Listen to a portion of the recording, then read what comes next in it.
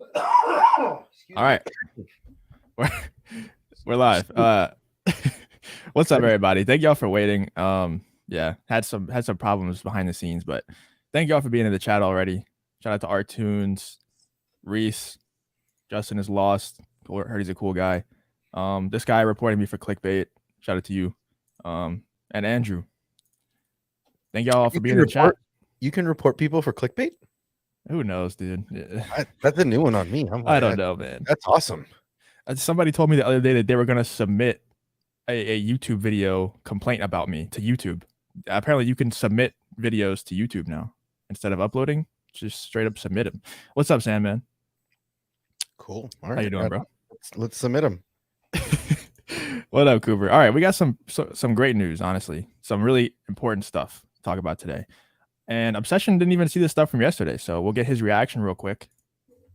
It's pretty big news. Cannot confirm nor deny that I have or have not seen it. Okay. I don't know what you were referring to. Let's start there. Right. Yeah, we did. We talked about this last night. Oh, okay. Well, what are your thoughts then? I mean, I've been saying this from Jump Street. Dave's a creative director. This is going to happen eventually. They haven't made movies in a long time. So their focus wasn't on making movies. Their focus was on making TV shows for Disney Plus to help Disney Plus get their foothold. And now that that's happened, when they're ready to start making movies, that's the story. I expect Dave Filoni to be involved 100%, and where Dave goes, Jon follows. So I heard a lot of people, like, obviously for me and for, I think most people out there, this is pretty exciting news because I have been missing Star Wars on the big screen for a long time. And I think to bring it back with a Jon Favreau, Dave Filoni movie would kind of be impossible to mess up. Just let them run free with the movie, and it's probably going to be pretty good. It's probably not going to be bad. It'll probably be a good return to the big screen. But a lot of people are saying that they're scared because who's going to take over Star Wars television while they're working on a movie? I don't think it's. How many projects are in production right now? And making a TV show that is 8 episodes long is just as hard as making a movie.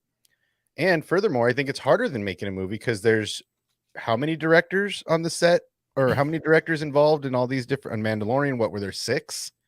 Something like that. Yeah. Only until Book of Boba and Kenobi did they give directors a full run of the show, and I think that's because they need cohesive story now that they're building these stories that fall into canon, into stuff that Dave Filoni has already established in canon. It only makes it. It's only a smart move to use the Mandalorian as a testing ground for these directors. Once they've proven themselves to be good and talented and know Star Wars, give them a bigger show like Kenobi and like Book of Boba. And then you have these directors that understand the flow that Dave and Jon want, so that if they go to do other shows and we get a second season of some of these shows, those directors can be left in charge of that while they're making a movie. They don't have to be there every minute. Yeah, that's exactly what I was thinking. This just kind of seems like the natural progression of things. Like, you start off with kind of a testing period with the Mandalorian season 1, and then you get the Mandalorian season 2 plus all these spinoff shows because it was successful. And now you're getting all these spinoff shows and they seem like they're going pretty well. And then you get a movie. It just seems like the natural progression of things. And then also it seems like they're grooming other people like, Deborah Chow and Robert Rodriguez to be able to just say, you know what, you've proven yourself, go make this show, and then go check up on them every once in a while. Be like, all right, you're doing a good job. Let me go back to my movie now. Something like that. But that's what should have been happening years ago. And the Pablos and the Kathleens of the old regime had their hands in too many cookie jars instead of just trusting people to make the stuff they're there to make. And so now, as much as everybody wants, Josh at the Den of Nerds did a little bit of retracting today, because he was like, Jon and Dave are taking over Star Lucasfilms, the whole shebang, right? And I think he got a little excited in the hype, and he walked it back today. And that's, them going to movies is what I've been talking about the whole time. Them going and making, whether it's a sequel sequel trilogy or a prequel trilogy, works either way for me, because that's the guy that guy on the left right there, that guy knows Star Wars better than anybody on the planet except for the creator. Yeah, I do. I mean, people, it kind of is. If they're going to be running Star Wars television and Star Wars movies, they kind of are running Star Wars at that point. Like, if everything goes through them that comes out that's live action Star Wars, or probably even animation, I would 100% doubt that they would animation. make an animated show without Dave Filoni involved in some way. So, But what have I been saying? I've been saying this for months. All roads lead to Dave's office. There are other executives, there are other people that have his title, but all roads lead to Dave Filoni's office. That's the conduit. Dave is the end sane position. He says, "Oh no, that's stupid. It doesn't happen." Right? But he's yeah, also not taking the authoritarian perspective and saying, "You guys are stupid, only my stories." Obviously, they brought in 100 people to write scripts for them for the next phase. So they're obviously outsourcing and looking for people that are creative with Star Wars, not just running it the way that Pablo did under Kathleen. That was what I say goes, shut up or you're fired. You know? yeah. And also, I think they made a big mistake in, they. It's not like they didn't delegate work, but I just don't think they were the right people to be doing the delegating. Like, I think it takes one to know one, and when you have two people like this doing the delegating, I don't think they're gonna make too many wrong decisions. I don't think it's gonna be a hit every time. Obviously, there's gonna be some misses. There's some episodes in The Mandalorian I didn't like, and there might be entire shows that I don't like that are created by these guys. It's not. They're not No gonna one make a bets 1,000. masterpiece every time they turn on the camera. It's just I mean, not look gonna at fight. happen. No one bets 1,000, right? Yeah, Especially once you start getting into the later rounds, right? Like, it's hard to recreate the magic of the first phase of anything, right? So you're trying to yeah, recreate magic with new stories with the same IP. It's hard.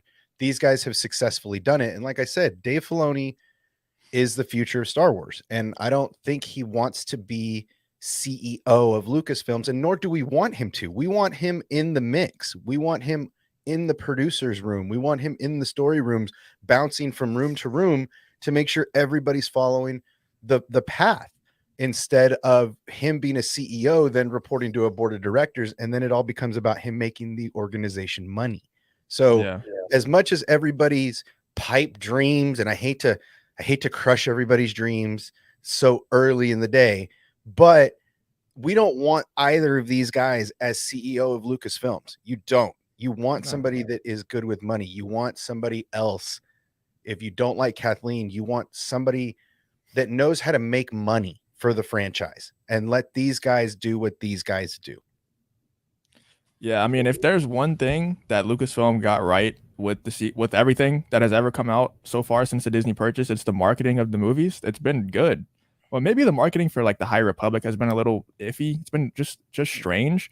Mhm. But for the movies, dude, it was kind of impossible to not get hyped for everyone. And the poster, like, compare the posters of the three Star Wars sequels compared to like the Spider-Man posters. The Spider-Man Mhm. posters are just trash compared to those posters. So the Well, marketing was pretty good. yeah, I mean, somebody said the other day, I think Matt Cave said the other day that he watched the trailer for Force Awakens and just got hyped at Yeah. something that was, he knew the storyline, but just they did a really good job promoting those movies. And honestly, the Force Awakens, everybody's got their hate for this, that, or the other. The Force Awakens was not a bad movie. It No. did exactly what it was supposed to do. It brought new people in. It rekindled the old spark for the rest of us. It did its job. And then they kind of lost the baton on the handoff, and then the baton kind of got thrown into the stands on the second handoff. But we're back in the race now, and the proper people are steering the ship. And I think they have been for a couple years, because of what we got of Clone Wars season 7, Bad Batch, Mandalorian 1 and 2, and now we're headed in. I mean, it's the final countdown, boys and girls. Um, it's this is the final countdown to what is going to be a banger of a year for Star Wars. Yeah. You The know, next 2 years, really. I agree. The next 2 years, because they haven't even started the Ahsoka main production yet. They're still casting. And Yeah. that process can take another 6 months until they find the right people. So really, that's not going to start shooting until later in the year of 2022, and then not supposed to air till 2023. So I think the next couple years are going to be filled with a lot more than people think. And I think it's going to be better than people think. I think people are going to be on their heels at how good it is. Yeah, I hope so. But I mean, we also got this. We should talk about it a little bit. Star Wars trying to bring back these characters, even Driver. That's kind of what the leaks have been saying. So maybe Yeah. Grace is seeing the same thing as everyone else. And then at the same time, we have all these actors coming out recently and just being like, "Yeah, I'm open to returning this." Like just randomly, we have John Boyega saying, "Yeah, I'd do it." After he's saying, "No, you're not going to Disney Plus me." Daisy Ridley is going to eat lunch with Kathleen Kennedy. Adam Driver saying he's open. The only one who I think would be hard to get is Oscar Isaac, because why would he come back to Star Wars? He's killing it and everything else. Yeah. Well, and you don't need him, really. You don't really. We don't really need him to finish this to create new stories with these people. Yeah, somebody was shitting on Adam Driver the other day, saying, "Oh, he's a typecast actor." Blah blah blah. You know, he's in that new Gucci. He's in that new Gucci. Yeah, film. I know. I just found that out a couple of days ago. Bro, he is on fire. Like, if anything, since Star Wars, the rest of the kids were like, "Screw Disney and this that." And he's like, "Send me the roles they don't want. Just everything. Send it this way. I want to keep working." Like, he doesn't care, dude. He kills every role. It doesn't matter. Dude. I mean, yeah, he did that ScarJo A Marriage Story, dude. That movie's good. He's in that new Gucci film that looks fantastic, and he's, there was a couple other movies that he did recently. The guy's on fire, and I could see him wanting to continue that train into Star Wars, because he only said, "I just want cohesive story. I don't want this divisiveness. I don't want this, you're doing one thing, you're doing another. I want a steady directing team or a steady story team." And that's not saying he won't come back. That's just saying this is what I want as an actor. This is what I would like, because I've worked on all these other amazing movies or shows, and that's how it's done. So you guys get your shit together. And he's always been the one that's never put his foot in his mouth, because he knows Disney owns the world. Yeah. They own everything, or a piece of everything. So I think it's because he had some success prior. So like he was all these other guys were kind of new to this. Like John Boyega was like, "Oh, I'm a superstar now. I did Star Wars. Nobody can touch me." So he's like, "No, you're not going to Disney Plus me."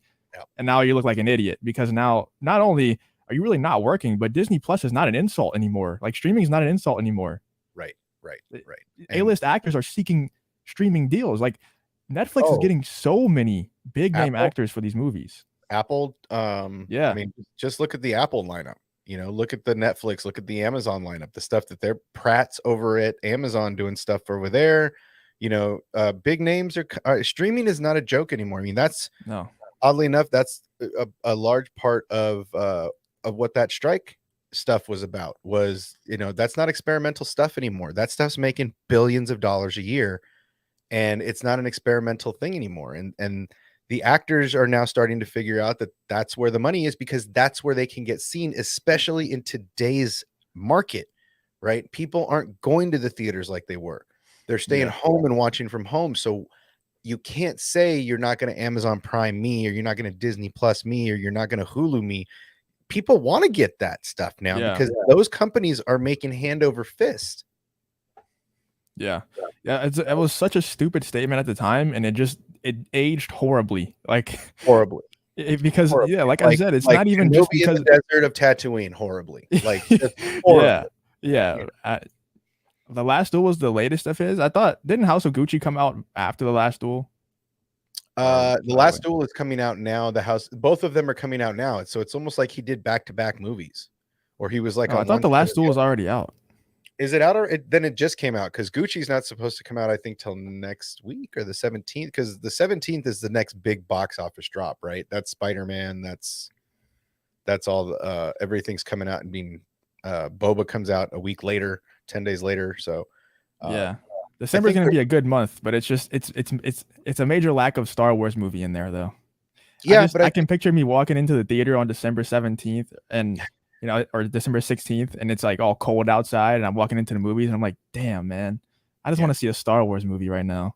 Yeah, I mean, it's coming. It's in the works. I think they got a lot of rebuilding to do. I think that's the unfortunate part of the Pablo and Kathleen era is that it left a lot of it left a big gap, you know, unless you weren't into the animated stuff or you know, into comics and stuff like that. There was a big gap until Mandalorian came along.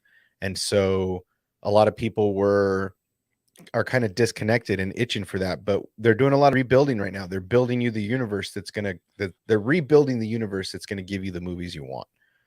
So, I do think that once Boba's up, I think that we do cut those together, and I'm looking into the legalities of showing it in a theater without charging admission. So, yeah, I mean, I know that I don't think that's an issue if they let you watch it as a group of people on Disney Plus. I don't see what the big deal is putting 25 people in a theater and cutting it up as a movie. So, yeah, we got to do that. yeah, like I said, I'm looking into the legality of it, and I'm trying to find a theater out here. There's a couple of them that are really nice that do that kind of stuff. So, so yeah, we're looking into it, and it would be fun in the new year once this show finishes. Because what is it, 7 episodes at 25 minutes? Yeah, I was just joking when I tweeted that 25-minute stuff because it's just frustrating because 7 episodes, but maybe they'll be 45. Who knows? But it feels like that's the model now for Disney Plus. It's like 7 episodes, 25 minutes, 7 minutes of intro / credits, and then cliffhangers. It's like, come on, dude, give us more content. It just feels lazy sometimes. I know they're not actively trying to like finesse. Like I know Jon Favreau and Dave Filoni aren't like, ooh, how can we just do the bare minimum and get money out of these people? I know that's not what they're doing, but that's just what it feels like. Yeah. Well, and it's also we also don't know if this is going to be a one and done. So if it's going to be a one and done, I could see them doing 42-minute episodes. If this is the first of 2 before we get to the grand finale, a cinematic event that they're talking about, then I could see why it would be 25 minutes because they're giving you enough to make you come back. Same thing they did with Mando, right? They gave you just enough to make you want to come back. And when season 2 came back, everybody was chomping at the bit. So I think in years past, they weren't sure if Star Wars shows were going to work. And now that they know that they work, they're going to push them out at a very steady stream over the next 2 years. And then by then you'll be ready for the movie that they're getting ready to start writing. Because like I said, I mean, they brought in 100 writers. That's the rumor. And gave everybody a carte blanche to write whether it's pre or post current stories. They brought in 100 people to write stories. I mean, that shows that they want to do movies. And now who got those in the end? I'm going to say they ended up on Dave Filoni's desk. Yeah, whatever decision they choose for whatever script, whatever time period it is, if it's Old Republic, if it's post-sequel trilogy, I don't really care. If it's a trilogy, just let one person write all 3, please, for the love of God. Just let one vision go forward with it. And I really hope that they go into something that hasn't been really talked about, right? Like I know we've done the Daisy and the Adam sequel trilogy stuff and the sequels to their trilogy possibly being where we're going next with Kylo Ren and his resurrection from the cosmic force, let's say.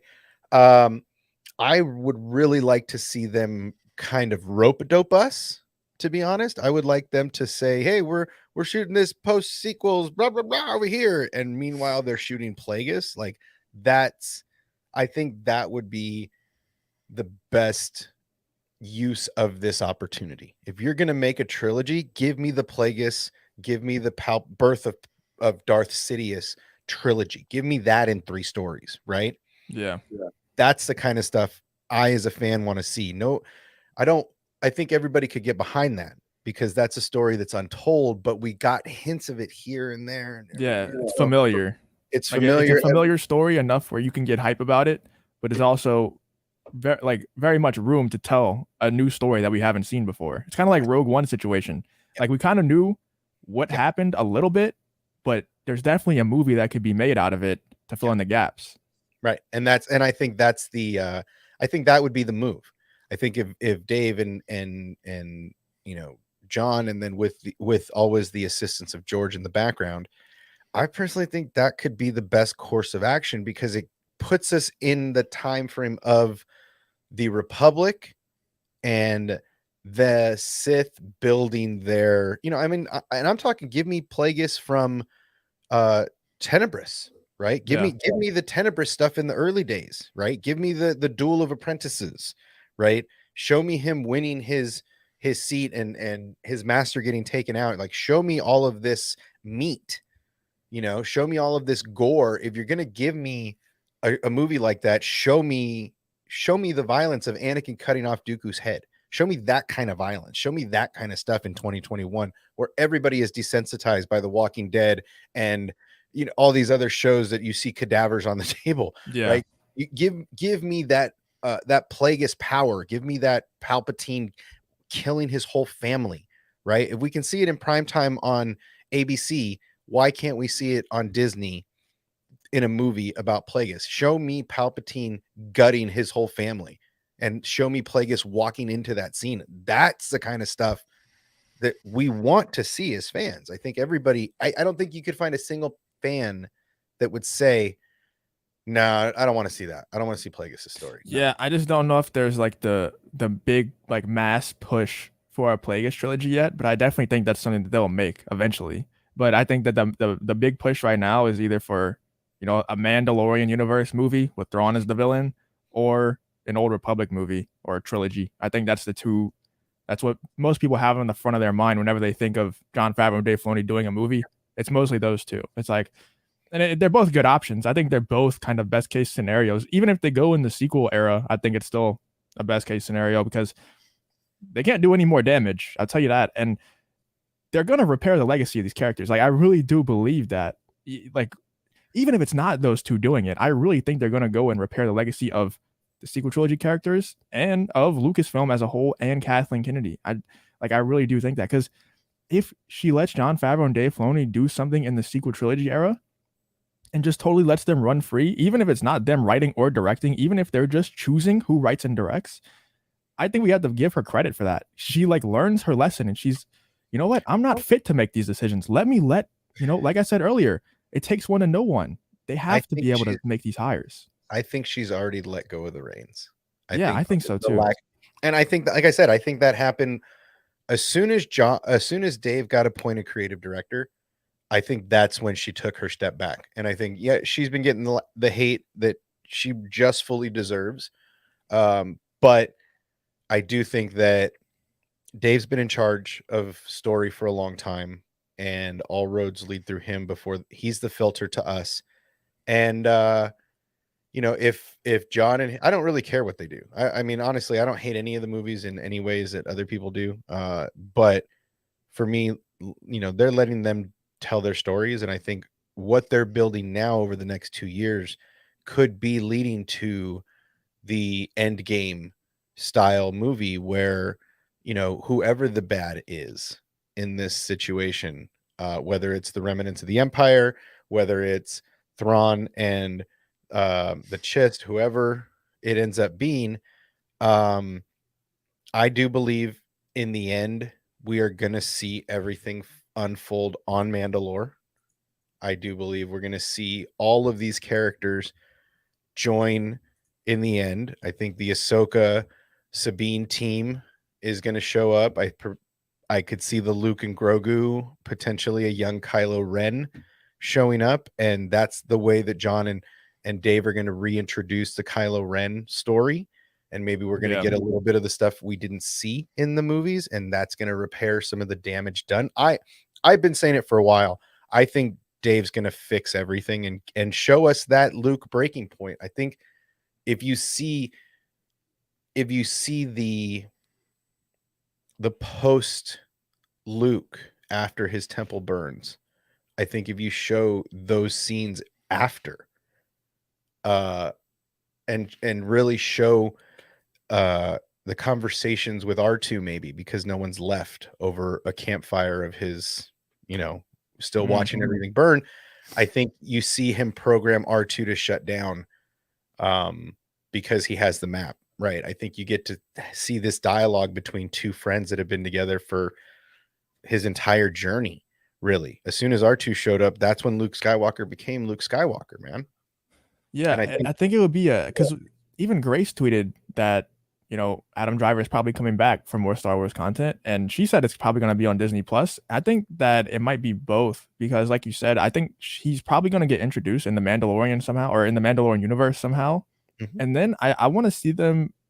I would love to see more Kylo Ren or Ben Solo. I would love to see that trilogy, but first, I want to see somehow, whether it's animation, live action, whatever.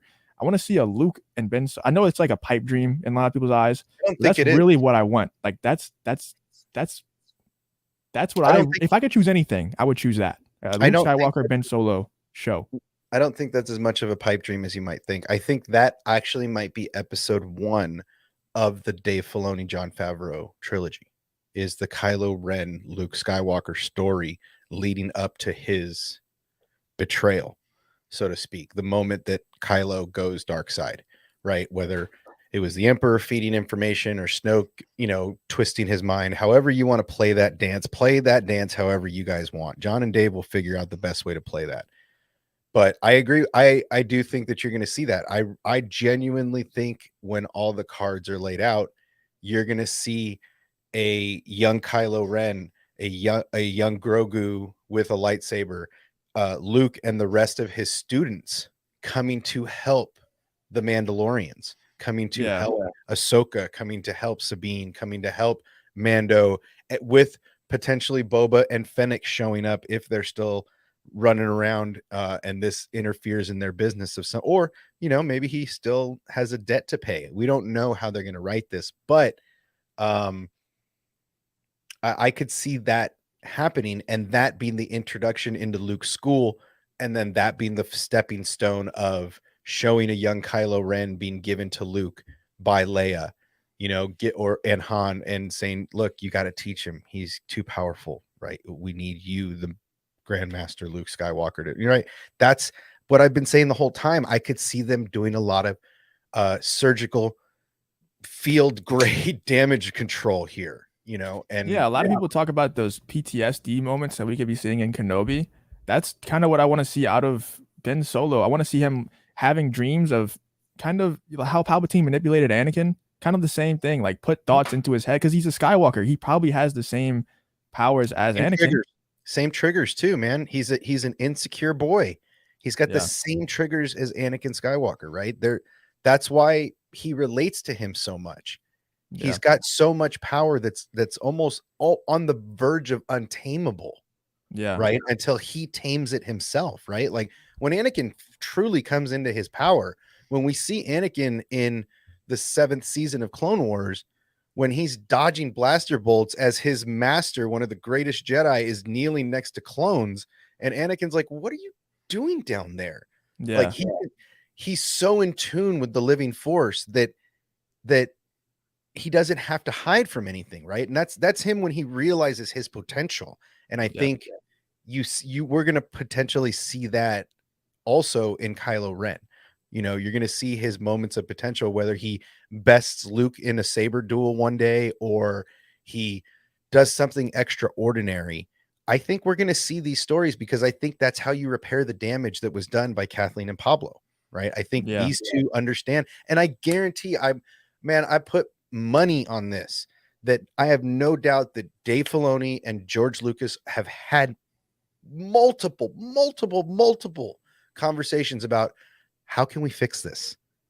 This is still your baby. This is you don't abandon your baby because your baby got a drug addiction, right? It's still your baby, right? And you'll always welcome it home. And I think that's what George Lucas is doing through Dave Filoni. I think that Dave and George sit down over a campfire at the ranch sometimes, and just Dave sitting there with a notebook, like, come on, let's talk about this. How can we fix this? And it probably at first George was like, I want no part in this shit. Get out of here. Go throw your notebook in the fire, right? But I think eventually he realizes that Dave's trying to fix it. And I think George is getting on board. I mean, just seeing him hold Grogu on set of Mando shows me he's back on board. Yeah, and like going back to the manipulation thing of Ben Solo, because that's been something I've been wanting forever. Like I want to see that, how does Ben Solo being trained by Luke Skywalker turn to the dark side? I want to see that so bad. And if you think about back in Empire, Anakin knew that Luke had the same powers as him because Anakin's Force visions were rarely wrong. Like he always had the right visions and stuff like that. That's why he was so scared when Palpatine put that Padme dying thought in his head in childbirth. That's why he had to turn to the dark side, because he knew it was going to come true. And in Empire, he tortured all Luke's friends because he knew that Luke would see it, so that he would fall into the trap. The same thing could happen to Ben Solo because he's also a Skywalker. So obviously, that Force vision power, it runs in the blood. You know, it runs in the family. So I want to see what makes Ben Solo want to turn to the dark side, because it's obvious that he wants to be on the dark side. You know, he's not like being mind controlled. He's being pulled to the light the whole time, and he wants to be a dark side Force user. He envies Vader, not Anakin, right? And maybe that could be it. Maybe Ben Solo is like, he's like, damn, I'll never be what Luke is. It's so frustrating. And then he gets thoughts put in his head. If he turns to the dark side, this is what you can become. And they show Anakin or Vader, not Anakin. And I think that's the crux. I think that's what Palpatine via Snoke, however the puppet master wants to play this. I think that's how you do it.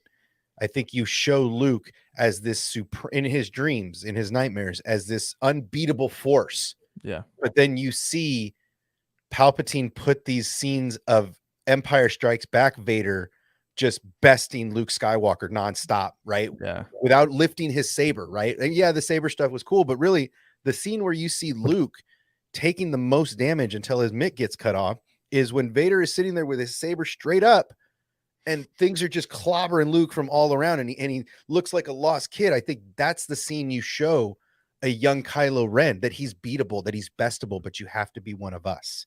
Yeah. Right. He wasn't even trying to kill Luke. He was just trying to get him to turn.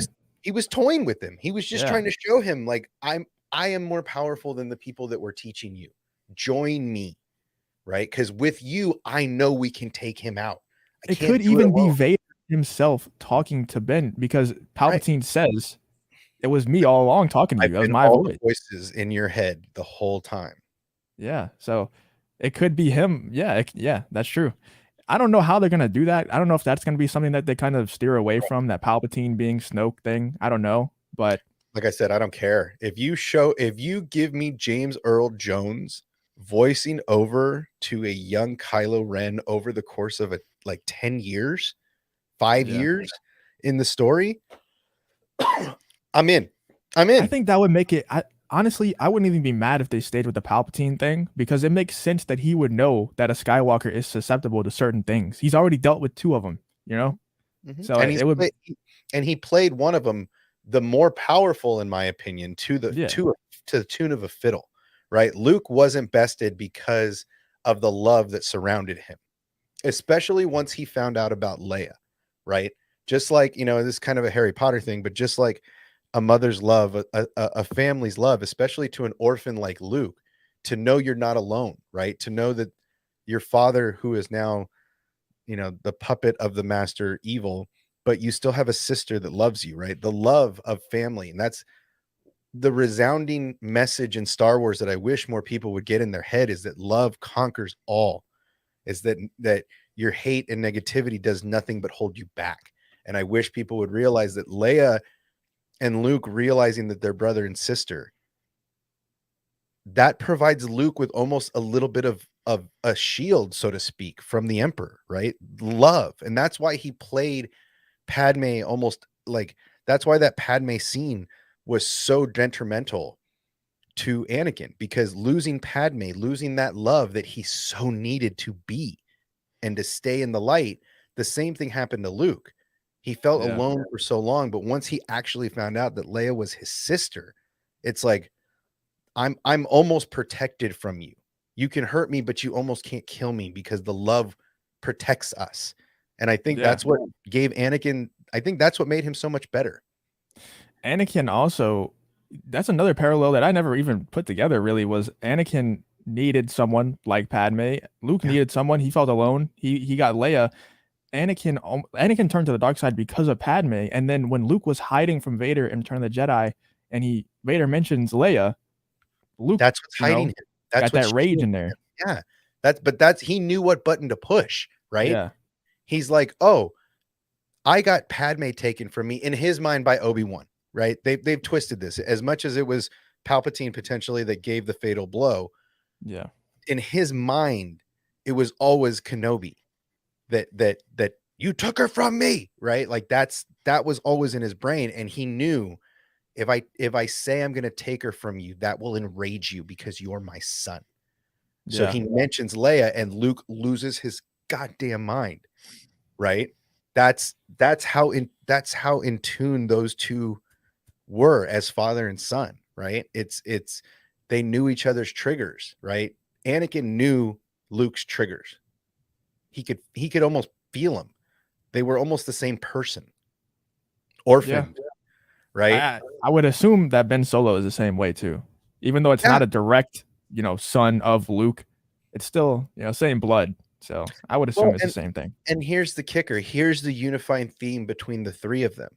They all got trained late, Daryl. right? Anakin got brought when he was like 9. Yeah. Luke when he was 18. Ren, however old when Leia hands him over, I think it was 5. I don't even Right? know.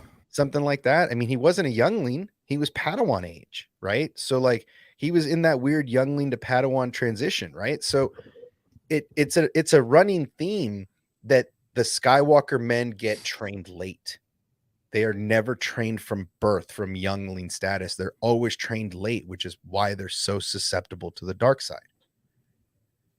Yeah. Those early years, man, just like with regular kids, man, those early years are intensely important. Yeah. And just thinking about Ben Solo, if he does have that like kind of inferiority complex, and watching Luke Skywalker do stuff like he did in The Mandalorian, just be like so sure of himself, so sure that he's so connected to the Force that nothing can touch him. Just watching Ben Solo, watching him, thinking, "Damn, like I'm not progressing it like I should," or something like that. It would be so easy to get him to start having second thoughts about the light side and what Luke's teaching him and stuff like that. Well, It would be so easy. And to know that your mother bested your master, right? That Yeah. like think of that in the back of your mind. Like you've been told stories about Leia stopping because you were her Force vision at almost her knighting ceremony, and she saw a vision of you and she stopped training because you were more important. But somewhere in the back of your mind, to know that your mother bested your master, and you can't best your master ever. There's so many little things going on for Palpatine to just play with. You know what I mean? It's just, Yeah. it's so deep that people just think that these characters just, oh, I'm turning to the dark side because it's this moment. It's like, no, man, this is a mind fuck the whole way through from stem to stern. It is a constant thing that they're fighting. Yoda. So I've been watching the Mortis arc and the Lothal. I got some stuff in my head I'm trying to work out. And Yoda's talking to Ezra in the Lothal temple the second time when he can actually see him. And he says, how do we win? How do we defeat the Sith? And Yoda just shakes his head and he says, win? Nobody wins, right?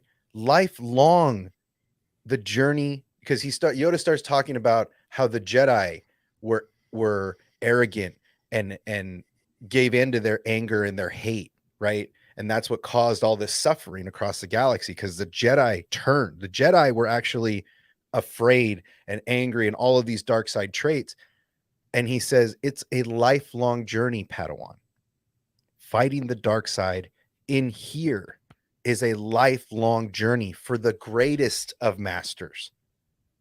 Yeah. To not turn. Like he's telling you, it's a forever fight to not turn. That's huge when you put that into perspective for a character like Kylo Ren that feels inferior to the Grand Master of Metachlorines, Luke Skywalker, right? Yeah. And also, if we think he's probably been told that Palpatine is dead, Luke probably thinks Palpatine is dead. And Palpatine already knows how to manipulate a Skywalker. He knows exactly what Force powers they are really strong with, exactly what they care about most in life. And he's no one even knows he's alive. No one even like there's no thought in Luke's head. I should probably check up on Ben because Palpatine could be manipulating him. There's no thought of that because he's supposed to be dead. Right. Yeah, it's deep, man. When you really break it down as to why these characters did what and what could have led, like that's what I'm saying. That's what I've been saying the whole time. I get a lot of resistance on it. it it doesn't bother me because I know this is a long game where I'm going to end up watching everybody eat a little bit of humble pie. But for me, I just feel like this is all they're going to show us that Luke moment where literally every Luke Skywalker fan, whether you're 50 or 5, is going to be in tears because you're going to be able to relate to that man and why he walks away. It's almost like I've mentioned it. I think I mentioned it in Boomer Council. It's almost like Kevin Flynn in Tron in Tron Legacy, right? Mm-hmm. He figures out at some point, the more I fight and feed the other side, the stronger they become. So stepping away is the only move to make until the next hope comes, right? Like he knows I have to step away. I need to cut myself off because I'm feeding that machine.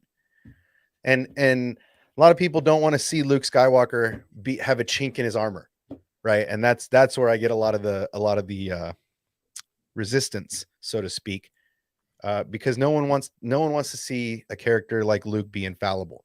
I love it because it shows me he's more like Anakin than anybody really thought. And It doesn't that doesn't make any sense to me. Like it just doesn't. I don't understand what people wanted out of this. I don't understand what you wanted out of Luke. If there could be no struggle, there's no point in having Luke in there. And everyone's right. always like, "Well, have it be a mental struggle." That's exactly what it was. Luke never. I mean, I guess he kind of lost to Rey. Not really though. Like he wasn't trying to kill Rey. Rey was just pissed off. I don't understand. He fought Ben Solo one-on-one. And he didn't like the lightsaber duel him and beat him, but he got exactly what he wanted out of the interaction. I guess. I mean, he didn't want to die, but it doesn't even if you're dude, it doesn't even matter if you die. If you're a light side force user, you can still interact with the world. You're still you're chilling, dude. It's the same thing. Well, and that and you know, the people have a hard time with the way Luke died, and I get it. It was a little. It was a little. I didn't like it that much. I'm not gonna lie. A lot of people didn't like it. And I felt it was kind of poetic to watch, not the way he died, but to watch his body do what Yoda's did. For me, was very, very nostalgic, and it really pulled at the heartstrings because watching Yoda die in his hut and his cloak just evaporate, basically him evaporate into the Force, and then his cloak just fall to the ground. That was very much the same feeling I had when Luke is sitting there and he finally decides he's done. He can't hold on anymore. And the same thing happens, right? He evaporates and becomes one with the Force, and his cloak just flows into the wind, right? That moment for me was beautiful. How we got to that moment is neither here nor there. Yeah. I do think it's pretty badass that he bested his pupil with a representation of his old self, and that his pupil didn't even realize he was holding a saber that isn't even in his hands anymore. It's not even his. It's split in half. You just split it in half. You potato head. You just did it. Yeah. And that, to me, that's what's hilarious is like he doesn't realize there's no footsteps. He doesn't realize that this 80-year-old man is doing cartwheels and limboing under sabers, and that he has a saber that no longer exists, right? And I think that to me is what he's so enraged that he looks past all these markers that show he was not really there. And it also shows that, obviously Luke could beat Kylo in a lightsaber duel, but it also shows how much more advanced he was mentally and with this connection to the Force than Ben Solo or Kylo Ren. It shows Luke's power. Like, whether or not people like it, that scene does show how powerful Luke is. It's not exactly what people wanted because they wanted to see him just go out there and just do what he did in the Mandalorian finale, I guess, for 3 movies. I don't think that would be very interesting, but I think that's what they wanted. But we still got to see how powerful he was. I'm going to agree with them and say that I would like for it to be executed a little bit better, and I wanted to see him have more screen time of being that powerful. For sure. But I don't think they could have done it much differently in the philosophy, Well, and for me that, hearing Kylo Ren talk to Rey in one of their mind linking sessions, and hearing Ren say, the act of this would kill you. Like Yeah. Like this is something that nobody does, right? Like he talks about it like Snoke could do it, and Snoke, Palpatine, whoever's bridging those minds. I think a mind bridge between a dyad would be easier than projecting yourself across the galaxy and dueling with your apprentice. And it, as I just feel like I agree with you. That shows the level of his power. Like he didn't have to learn how to do this. He knew how to do this, right? This was something he'd already done before at some point.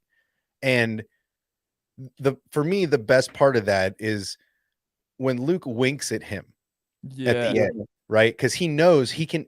Not only is he projecting himself across the galaxy, he can feel Leia and Rey and Chewie and everybody that's in that area, and he knows when they're safe, and he knows when to stop playing the game. So he looks at Ren, knowing that Rey and everybody is safe aboard the Falcon, and he looks at Ren and he goes, "I'll see you around, kid," and he winks at him, and he dissipates. Like, checkmate, my boy. Another lesson for you to put in your quiver. I taught you one last time on my way out the door. Like, it's brilliant chess. I think that is the Luke that we saw in the like how sure of himself he was in that scene. That is the Luke that we saw in the Mandalorian finale. It's just in a different way. It's an older Luke who, I mean, he could have beat him probably. I don't really know how great of a lightsaber duelist Kylo Ren was. I know he killed a lot of people, so he's probably pretty good. I think Luke would have still beat him in a lightsaber duel, for sure. But he didn't even have to. He didn't have, like, he was just like, you know what? I'm just gonna go play mind games with this kid. It doesn't even matter. Well, and he knew him so well, right? That's the other thing, is not only is he playing this chess game in his mind across a galaxy, but he knows his apprentice so well. He knows his go-to moves. He knows how he's going to come across, right? He knows the rage that lives in the pupil he trained. So it's a game of chess where Kylo's playing checkers or Chinese checkers even, and Luke's playing chess at a grand level. And I know a lot of people don't like the Luke we saw in these movies, but to negate that he was still as powerful as you guys always wanted him to be is foolish. He was. It shows. It showed in the teachings. It showed in, he was the same Luke in the humor of screwing with Rey, like, reach out for the Force. Do you feel it? And he's playing with her with a little tree limb, and he's smacking her around. Like, that's the Luke I grew up with. That's the fun Luke Skywalker that still had his sense of humor buried in there. The only thing that I would have changed, I do think that was a good representation of his power. I just would have had that be Luke's movie, where like maybe the first half was him struggling with the Force, and then come back and just be the second half, just be Luke's movie, so he can go out with a bang, and then he could die at the end. But I wish we would have had the technology. This is the same thing we always talk about with Star Wars movies. I wish we had the technology of today with the deep fake to be able to show us some Luke flashbacks that were better, right? Yeah. Some stuff early on, or you know, resistance to building his temple and to building his order. Maybe some stuff along those lines. The deep fake stuff we got with Leia and Luke in that battle and a couple scenes were cool, but I feel like if we had the technology of Shamook, right? Did I get that right? All right, I got it right this time. If we had that dude's skill set today for those movies, then I think they could have done a lot more with a younger Luke and the struggles even after maybe getting to Octu and burying his X-wing in the water, right? Like, seeing some of those scenes where it's very representative of Return of the Jedi or you know, or I'm sorry, Empire Strikes Back with Yoda and the sinking X-wing, but right? the opposite. But the opposite. Instead of Yoda lifting it, we can see Luke sinking it. Yeah, exactly right. There's so many cool things I think we could have done with the deep fake that we have now. I just don't think the technology was there, and they were limited to a one helmet scene, right? A stationary face of young Luke versus what we got in Mando. Yeah. So yeah, you know, it's unfortunate, but I do think, you know, with the current team potentially doing movies, I think everybody could be happy in a couple years. I think we could mend some wounds and maybe see some healing going on over the next couple years. 100%. There's no doubt, dude. I don't think that they'll ever let go of their hate completely for it, because it definitely, you know, caused some mental damage to us. Steep. Yeah, Steep but soul person I think it'll get better though. And I don't think this is some 4D chess by Kathleen Kennedy or JJ Orion. I just think they're going to make it look that way. If I think that Jon Favreau and Dave Filoni could make it look that way. Well, they're going to make them look good, 100%. Yeah. They're going to make just like the prequels caught all the hate in the early days. I think the same thing's going to happen with the sequels. I think they're going to age better than people think based on the courses we get after that meal, so to speak. Right? I think so too. I think it's going to be full circle. I think there's going to be a lot of my friends in the YouTube community, like X-Wing and like Coach, that are going to have to eat some humble pie when they're okay with what happened. When the last note is played by Dave Filoni and Jon Favreau, I think all of our friends are going to be happy with what they did. All right, we got to get out of here in a second, but real quick, I do want to answer this question. All right, you can go first, Obsession. Do you think we'll see Grogu die by Ben Solo? By Ben? No. I think if we see Grogu go, I think it's going to be potentially in this series. Unfortunately, I don't know if we're going to get a full-grown Grogu or even a half-grown Grogu in with a young Kylo. But if they do a cinematic movie, shit, maybe that would be a real knife to people's heart, right? You'd see that would be dark. That'd be really dark. Super dark, bro. Like he collapses Luke, the house on Luke, and then goes straight for Grogu. Like that would be gut wrenching, bro. Yeah, puts on the mask on his way there. Like I don't think they would do that, just because I think all the rumors that we're hearing is that we're going to get Ben Solo in the future. And I think seeing Kylo or Ben Solo kill Grogu would be not good for a future Ben Solo content. Right. And that's why I don't think that'll do it. If anything, you might see one of the knights, come out with a Grogu lightsaber or something like that. Yeah. Just to show that he's dead there. But but this is Star Wars. Unless you see them get impaled by a lightsaber or something like that, nobody's ever really dead. So yeah, that's true. I mean, we're gonna see that in Mace with the return of Mace Windu and Kenobi. So no one's really dead ever unless we see them get impaled with a lightsaber. All right, real quick, I'll answer a couple more questions before we get out of here. Do you guys like the idea of Boba not sporting his helmet for the series, going based off the trailers? I would have preferred him or seeing him with the helmet, giving him the menacing look he had in the OT. I think that the trailers that we got were probably max of three episodes of footage. So maybe there's a good reason for him to not have his helmet on. And hopefully, the reason is, if we're being real, that he probably just wants to be seen. But hopefully there's a good in-universe reason that they give us. And hopefully later on, for the final battles or whatever, he does have his helmet on. And I do think he will. But yeah, to answer your question, I'd much rather him have his helmet on than have it off. I think that the helmet off is just for the respect moments. I think it's for when they're at the table discussing things. I think it's more of him showing I'm not going to be like Jabba and rule with force, because he did have it off in battle for that one trailer scene. I think they were just walking. I think they got ambushed. I think that wasn't a normal day in the park. I think they got ambushed, and that's why they had to go all guerrilla style on him. But yeah, I think that those might be the extent of the scenes we see, because I think it's only going to be in those matters where he's going to either demand respect or give respect to whether one of the Hutts or one of the other bosses. But I do think that anytime we see him in battle or not negotiating, I think he's going to have his helmet on, because he's going to be, or not directly having a very pointed conversation with Fennec. I think that's when we're going to see. I think the rest of the time he will be in his armor full time. Yeah, I agree. And then real quick, somebody came in the stream late, so I'll bring up tweets again just to kind of recap it a little bit. So I don't know. If Jon Favreau, like Obsession was saying earlier, that they're not going to be the CEO of Lucasfilm, which is not a position that we want them in anyway. Like, we don't want them the president of Lucasfilm, because that's just not where creative should be. But if Jon Favreau and Dave Filoni take over the movie side of Star Wars, and they're already overseeing, or Dave Filoni is overseeing most projects that are coming out, regardless of if they're writing or directing episodes in it. Jon Favreau is already doing Book of Boba Fett, Mando, and then maybe a Star Wars movie. What I'm trying to say is, if they're already controlling what's coming out in TV, and then they go and control what comes out in movies as well, they kind of have control over Star Wars. Like, let's be real.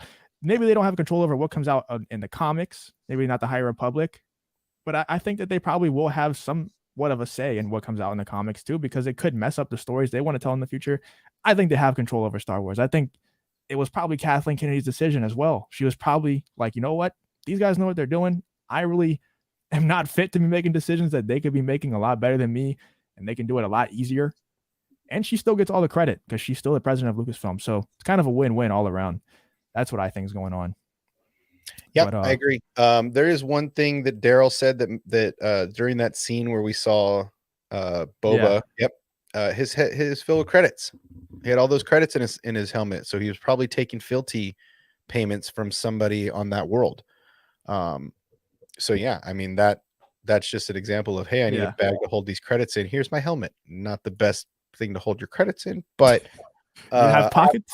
you ain't got a bag. They ain't got a bag for you. You got somebody can't steal somebody's satchel. But yeah, I do agree. You know, I think it's going to be.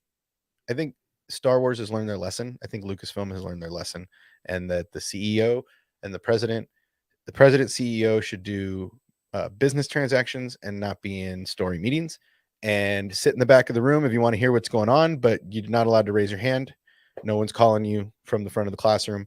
And I think John and Dave have been leading the charge for over a year now. So if not close to 18 months. So if this is the case, like if Kathleen Kennedy truly did, you know, swallow her pride and stepped aside and was like, you know what, let John and Dave run the movies and TV.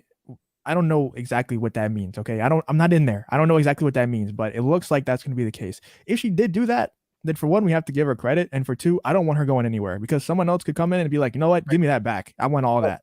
And that's what I've been saying the whole time with people saying, get rid of Kathleen. The devil, you know, sometimes is better than the devil you get. So sometimes be careful what you wish for, because sometimes the person coming in can be twice as terror as the person that's leaving. So for sure. It's better to go with the devil, you know. And we know Kathleen, we know she's obviously taken some licks from the board, because, you know, they've obviously only gave her a 3-year extension, which is not probably what she was looking for. And a lot of people have been saying that's the contract for your way out, so to speak. But if the next 3 years are amazing, she'll get extended, no doubt, because they'll be making fat money. So yeah, I think all the pieces are finally in the right places for Star Wars to make the next 2 years fire. Yeah. And this guy talks about the Acolyte. I don't have too much faith in the show, and I think that if Leslie Headland does end up making it, if I don't even know if the show's going to come out. I'm gonna be honest, I'm leaning more towards it not coming out. But I don't know, man. I don't know. Time will tell. I think let's worry about Boba and Kenobi, because those are the first two on deck. Right? We haven't even heard any casting or anything for the Acolyte. We haven't heard any movement on the show. Yeah, I think everybody needs to not worry about what the next project is. I think let's focus on Book of Boba. That's coming out in 23 days. 26 days. And Kenobi is on deck in March or May, somewhere in there. So there's stuff coming. Let's focus on that. Let's let them get the rest of their ducks in a row.